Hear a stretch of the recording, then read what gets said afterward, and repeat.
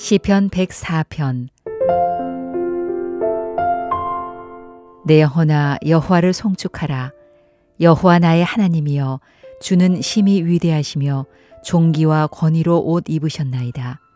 주께서 옷을 입음같이 빛을 입으시며 하늘을 휘장같이 치시며 물에 자기 누각의 들보를 얹으시며 구름으로 자기 수레를 삼으시고 바람 날개로 다니시며 바람을 자기 사신으로 삼으시고 불꽃으로 자기 사역자를 삼으시며 땅에 기초를 놓으사 영원히 흔들리지 아니하게 하셨나이다. 옷으로 덮음같이 주께서 땅을 깊은 바다로 덮으심에 물이 산들 위로 솟아올랐으나 주께서 꾸짖으시니 물은 도망하며 주의 우레소리로 말미암아 빨리 가며 주께서 그들을 위하여 정하여 주신 곳으로 흘러갔고 산은 오르고 골짜기는 내려갔나이다. 주께서 물의 경계를 정하여 넘치지 못하게 하시며 다시 돌아와 땅을 덮지 못하게 하셨나이다. 오늘 말씀은 위대하고 존귀하신 창조주 하나님이라는 제목으로 말씀을 전하겠습니다. 오늘 본문은 이제 시편 기자가 하나님이 누구신가를 자연을 보면서 찬양합니다. 그래서 오늘 이 본문을 통해서 우리에게 한 가지 중요한 메시지를 주고 있는데요. 우리는 신앙이 나 중심이 되어져 있습니다. 그래서 나를 바라봅니다. 그래서 내게 무엇을 행하셨고 하나님이 어떤 분인가 항상 이 차원에서만 접근하는데, 오늘 시편 기자는 자연을 보면서 그분이 누구신가를 경험하는 내용을 이야기하고 있습니다. 그래서 우리가 끊임없이 고백해야 될 내용들은 나중심적인 신앙이 되면 안 됩니다. 나중심적인 신앙이 되어버리면 항상 나만을 보려고 하는 그런 습성이 있습니다. 그래서 나 말고 하나님이 세상을 어떻게 만드시고 세상을 어떻게 운행해 가고 계시는가, 이것을 바라볼 줄 아는 신앙이 되어야 함을 이야기하고 있습니다. 그래서 오늘 1절 말씀에는 내 영혼아 여호와를 송축하라. 여호와 나의 하나님이여, 주는 심히 위대하시며 존귀와 권위로 옷 입으셨나이다. 여기서 존귀와 권위로 옷을 입으셨다라는 말씀은 자연의 그 아름다운 모습을 보면서 하나님께서 이렇게 아름답게 옷 입히셨음을 고백하는 겁니다. 오늘날 우리는 자연을 보면서 그 예쁘다, 아름답다 이렇게 멈추는 것이 아니라 이 자연 만물을 아름답게 물들이시고 변화시키신 분이 우리 하나님이십니다. 이렇게 고백하는 겁니다. 제가 어제 수요일 날도 말씀을 드렸습니다만, 하나님에 대한 이해를 우리가 굉장히 이렇게 축소해서 이해를 하려고 합니다. 그래서 하나님의 편재성이라고 하는 개념을 잘 이해를 못 합니다. 하나님의 편재성이라는 말은 하나님이 안 계신 곳도 없고, 모든 곳에 계신다, 이런 고백이거든요. 그러면 이 의미가 뭐냐면 자연을 보면서도 그 안에 하나님의 신성이 깃들어 있다는 겁니다. 그런데 그것을 신으로 삼으면 우상숭배가 되는 것이고요. 자연의 온갖 곳곳에도 하나님께서 만드실 때 하나님의 손길이 닿아져 있죠. 그래서 그것을 가리켜서 하나님의 편재성이요 자연 만물의 신성이 깃들어 있다라고 보는 겁니다.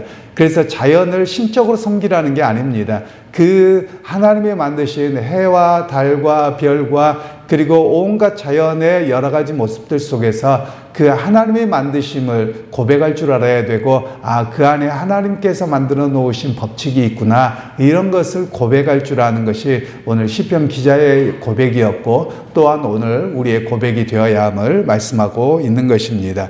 그러면서 오늘 2절 말씀에서는 주께서 옷을 입음같이 빛을 입으시며 하늘을 휘장같이 치시며, 태양빛이나 달빛을 주님께서 마치 옷을 입으신 것 같고, 그리고 하늘을 휘장같이 하나님 펼치신 것 같다, 이렇게 표현을 합니다.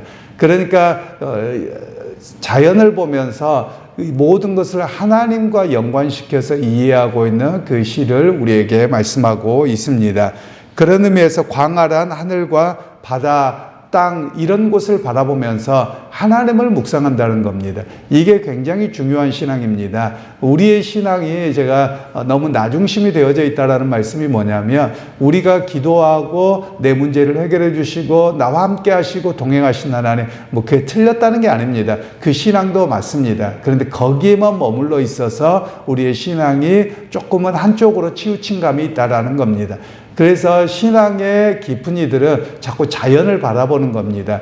그러면서 자연 속에서 역사하셨던 그 하나님이 누구신가, 그리고 자연을 운행하시는 그 하나님의 손길이 어떠한 것인가, 이것을 끊임없이 고백할 줄 알아야 됨을 이야기합니다. 그래서 종종 신앙의 선배들은 그런 일을 했습니다. 우리는 이제 기도원에 간다 이러면 우리는 기도원에 가서 내가 기도해서 내 원하는 바를 하나님 앞에 아뢰고 내 문제가 해결되기를 바라는 이런 쪽으로 신앙이 치우쳐져 있습니다. 물론 이런 측면도 있어야 되겠지만, 그러나 서양의 기독교는 이렇게 가지 않습니다. 서양의 기독교는 수도원에 갑니다. 그래서 수도원에 가서 뭘 하냐면 침묵 기도를 합니다. 침묵 기도를 하면서 자연을 바라봅니다. 그리고 자연의 이치들을 묵상합니다. 그 묵상 속에서 하나님이 어떤 분이신가를 만나는 것, 이것을 신앙의 중심으로 삼고 있거든요. 그런 측면에서 우리도 여전히 그런 신앙을 좀 배워야 할 필요가 있습니다.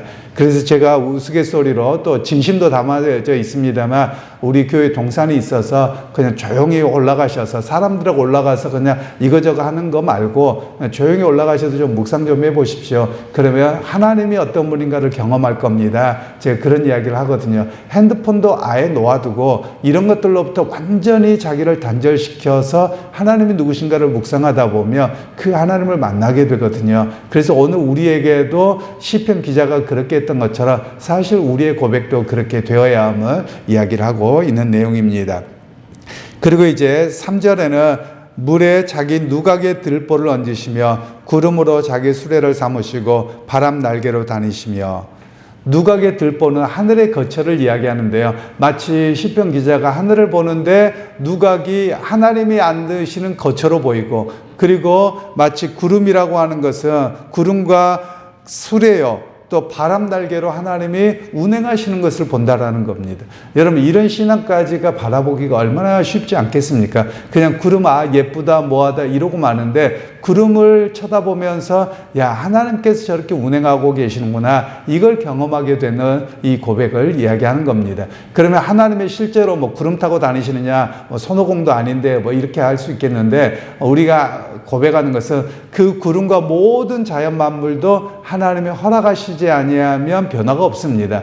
그래서 천지 만물을 만드시고 운행하시는 그 하나님이 누구신가를 고백하고 경험하는 모습을 오늘 우리에게 이야기를 하고 있습니다. 그래서 우리가 세상의 삶이 바쁠수록 해야 될 게 있습니다. 하늘을 바라보는 것이고요.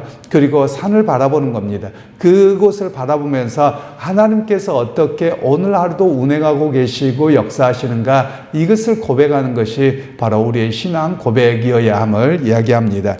우리는 일반적으로 삶에 자기 앞일에 바쁩니다. 매일매일 생활에 쫓깁니다. 그러다 보니 뭘 모르게 되냐면 하나님이 세상을 만드시고 어떻게 운행하시는가를 잃어버리고 살아갑니다. 그래서 우리가 매일같이 해야 될 일은 하늘을 바라보는 거고 주변을 돌아보는 것, 이것이 바로 우리가 해야 될 일이라는 겁니다. 그래서 어찌 보면 오늘 신앙의 과제라고 할까요? 신앙의 묵상이라고 할까요? 하늘을 바라보는 겁니다. 그러면서 그 하늘 속에서 하나님이 어떻게 세상을 이끌어 가시는가, 그리고 자연 만물 속에 어떻게 하나님이 친히 함께 하시는가, 이것을 보고 고백하는 것이 우리의 모습이어야 함을 이야기합니다.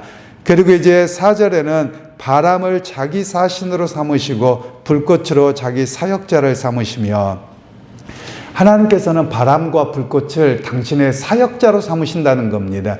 그러면 이 말이 무슨 말이냐면, 바람이 붑니다. 그럼 비가 올 때가 되었구나. 또 바람이 불면 계절이 바뀔 때가 되었구나. 이걸 깨닫게 된다는 것이거든요. 이걸 뭘로 이 시편 기자는 고백하냐면, 하나님의 사신과 사역자를 보내셔서 우리로 하여금 미리 알아차리도록 하셨구나, 이렇게 고백하는 겁니다. 그러면 오늘 우리의 삶도 마찬가지입니다. 햇살이 피고 햇살이 가득하고 또 바람이 불고 또 이렇게 꽃들이 피고, 이렇게 보면 계절 바뀌었구나, 이렇게 보기보다도 하나님께서 미리 사신을 보내셔서 우리로 하여금 준비하게 하시고 우리로 하여금 어떻게 세상의 질서를 하나님 운행하시는가, 이걸 고백하도록 하는 내용이 바로 오늘 시편 기자의 고백이라는 겁니다.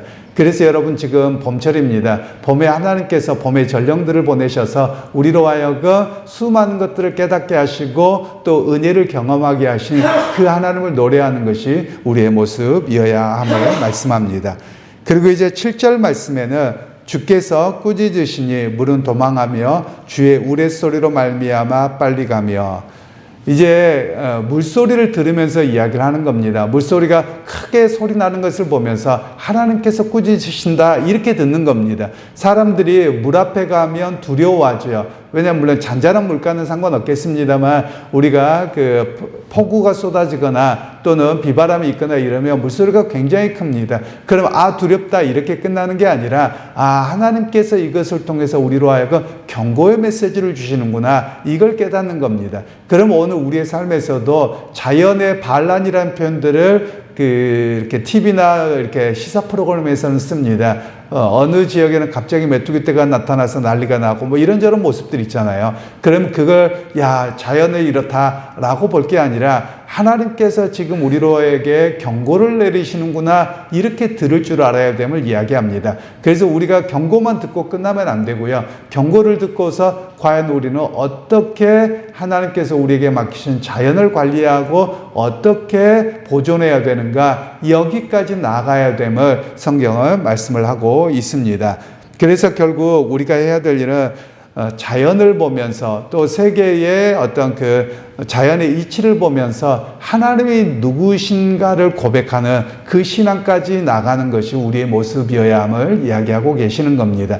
그래서 여러분 신앙이라고 하는 것은 항상 우리가 뭘 해야 되냐면 우리는 기본적으로 내 안을 보게끔 됐습니다. 나를 보게 되어 있습니다. 그래서 신앙이라고 하는 것은 내 안에 속해 있는 눈을 들어서 하늘을 바라보는 겁니다. 하나님을 바라보는 겁니다. 그러니까 우리는 나에게 문제가 생깁니다. 가정에 어려움이 생깁니다. 그러면 맨날 뭐 하냐면 요것만 묵상합니다. 그리고 신세한탄합니다. 그리고 하나님 그럴 수 있습니까? 이렇게만 우리는 머물러 있는 겁니다. 오히려 우리가 그러할 때 눈을 들어서 하늘을 바라보고 자연을 바라보면서 하나님이 이렇게 운행하셔서 결국 이 시간도 하나님의 운행의 시간이 아주 조그만 부분이어서 이 또한 지나갈 것을 우리가 고백할 수 있어야만 하는 것입니다. 그러기에 여러분 오늘 하루도 믿음 생활하면서 하늘과 자연을 바라보시길 바랍니다. 그러면서 하나님께서 어떻게 세상을 이끌어 가시는가, 그리고 그 속에서 하나님의 숨결을 고백하고 느낄 수 있는 그런 하루의 삶이 되시기를 주님의 이름으로 축원합니다. 하나님 오늘도 우리에게 은혜 베풀어 주시고 또 주의 약속과 소망을 바라보게 하셨습니다. 하나님 오늘도 자연을 보면서 하나님이 어떤 분이신가를 우리로 하여금 깨닫게 하시길 원하고, 또 우리가 나 자신만을 바라보는 신앙에서 하나님을 바라보는 온전한 신앙으로 더욱더 성숙하게 하옵소서. 예수님의 이름으로 기도하옵나이다. 아멘.